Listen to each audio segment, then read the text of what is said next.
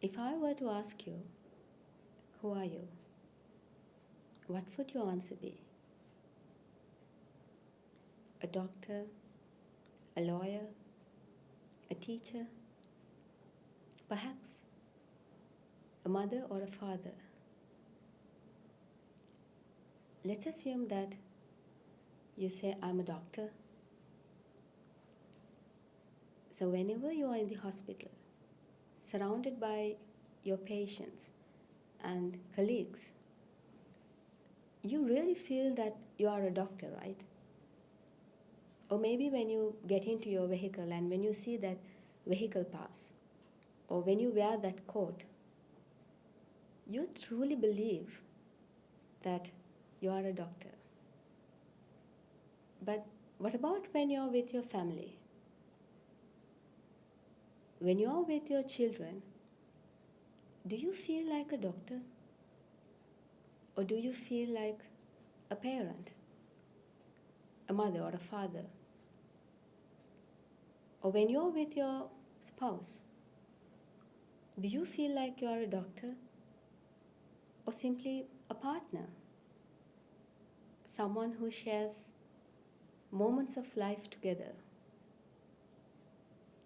Do you see, ladies and gentlemen, that you always switch between these characters? Let's assume you feel that I am a doctor. Sometimes you feel I am a parent, or maybe a partner. What about when you're with your parents? You feel like a child, right? So sometimes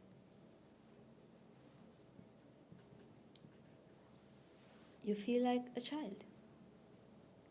Do you see that you play all these characters depending on who you are with? But there is something that you feel never changed. This feeling of I. Is there any day that you didn't feel existence? I highly doubt so. Even though you keep changing these characters that you play, this sense of self is something that never changed. At least, isn't it how you believe? But have you ever stopped and questioned what this really is? Have you ever questioned that? Where does it resides? What it is? So today, we are going to find about this sense of self. We are going to find about you, this feeling of existence, where it resides. So you will have to agree with me that if this exists, it has to either resides in your body or in your mind, right? So this I that you feel, it has to either be in your body or in the mind. So let's talk about the body.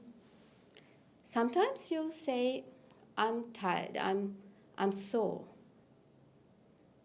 I'm hungry. In these moments, you refer this sense of self to this body. Imagine a time that you were at the doctor. You say, I'm sick, I'm not feeling well. But does that doctor treat you or your body? He treats your body. A doctor never treats you. See, what you call your body is simply an arrangement of certain body parts, certain organs. Remember, we discussed about this in our previous episode also, that when certain causes, your bones, your muscles, veins, blood, heart, liver, brain, when all these causes arranged in a particular way, we call that arrangement a body. But it is never you. It is simply an arrangement of causes. But sometimes you refer this body as I. When you say, I'm sick, I'm hungry. But sometimes you refer it as yours. Just imagine if your arm is broken. Do you say, I'm broken? No, right? You say, my arm is broken. You never feel, I'm broken. So which one is this body? Is it you or is it yours? Ladies and gentlemen, this body is neither you nor yours. It is simply an arrangement of causes. So we can easily tick off that this I definitely is not in this body, even though you perceive it. Then we have to see whether this I has anything to do with this mind, whether it resides in your mind. Think about it. When you see this pen, don't you feel that you are there and you are seeing this pen? When you hear this voice, don't you feel that you are there and you are hearing? If you're holding your phone, don't you feel that you are there and you are the one who feels this touch? See, whenever seeing happens, whenever hearing happens, whenever touch, taste, or whenever thinking happens, we always believe that I am the one who's doing it. But in our last episode, we discussed how sight happens.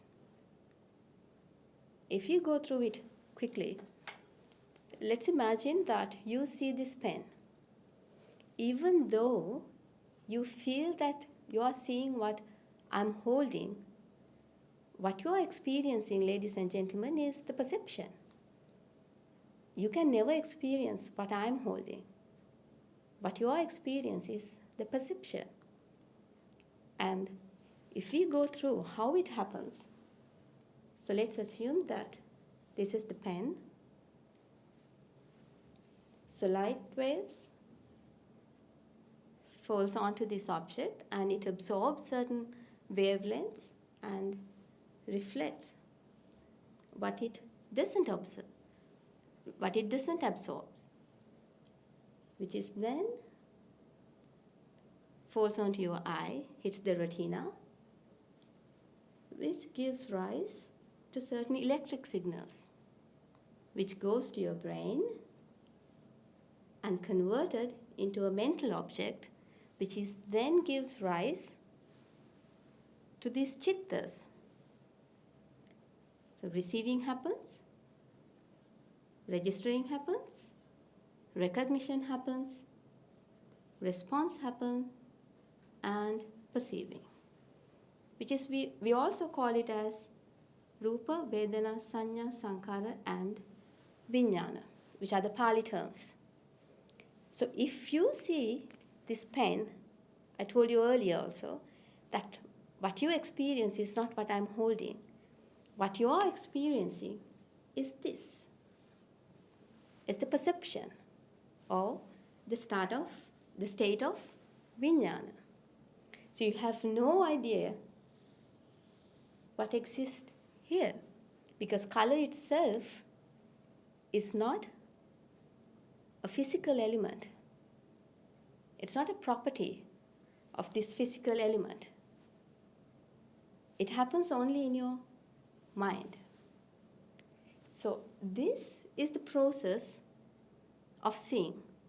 Now tell me, what do you have to do with this? Is there a doer? Is there a need of a doer? Crucially, there is no need of you for this process to happen. That is why you can't stop seeing this while looking at it. We discussed these things in our previous episodes. What I'm trying to get across to you, ladies and gentlemen, is this I that you feel, you can't find it in the body. Neither you can find it in the mind, because a mind simply arises to recognize what has come into contact with these faculties. So taste, touch, smell, or the thinking process, all those have the same model. When sound waves come into contact with ears, it goes through a similar process like this, and Rupa Vedana Sanya Sankara Vijnana, or receiving, registering, recognition, response, or perceiving happens. So the very sound that you hear right now is merely a perception of the mind. And for that to happen, there is no need of a doer. Or there is no need of an observer either. So there is no need of a doer, nor an observer. But still, whenever seeing happens, don't you feel it is you who is seeing it? Don't you feel a sense of existence? You do, right? Then we have to agree that it has nothing to do with this process, which we will discuss in our next episode, how this sense of separation or sense of self happens. This is why I call it a sense of self, not I. Because you understand that this, even though we feel that you exist, there is no place you can put it to. Why it is important that we understand about this? Because whenever you feel this sense of self, it gives rise to 11 great fires. Whenever you feel you exist, you can't escape the fire of death, can you? You can't escape the fire of sickness, the fire of decay, lamentation, despair, pain, sorrow. You can't come out of any of these things. Understanding the reality, understanding the truth is the only way that you can come out of this suffering. What you feel.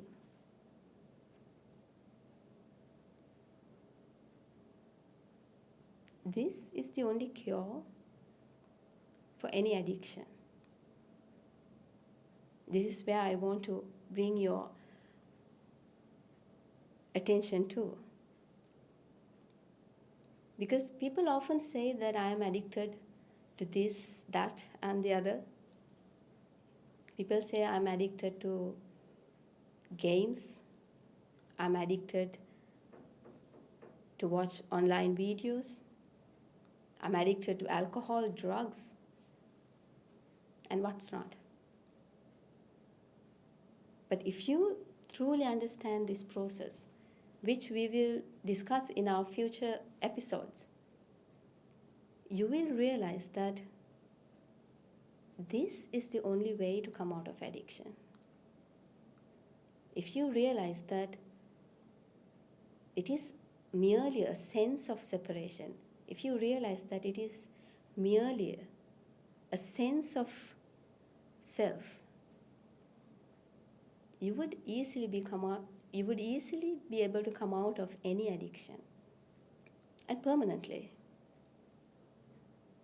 So for now, we really want you to understand this existence that you feel is nothing more than a sense of separation. There is no you in this body or in this mind. All these things are natural processes. When a sight object comes into contact with the faculty of eye, millions of chittas arise and pass away to recognize what has come into contact. And that's a natural process.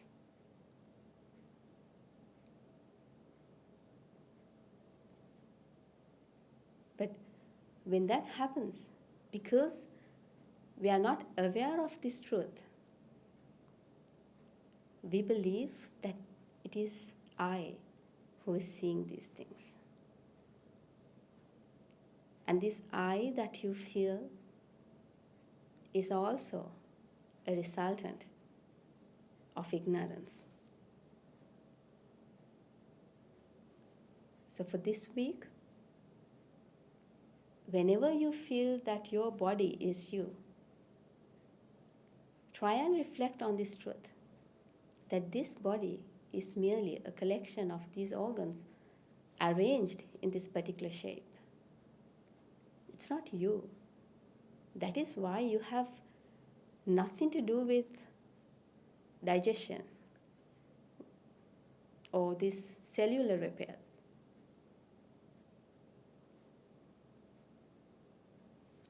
Whenever you feel that it is you who is seeing, always try and reflect on the truth that seeing is nothing more than a process. There is no need of a doer for that to happen. So keep practicing this so that in our next episode, we can discuss if seeing is a mere process, what is this separation that you feel?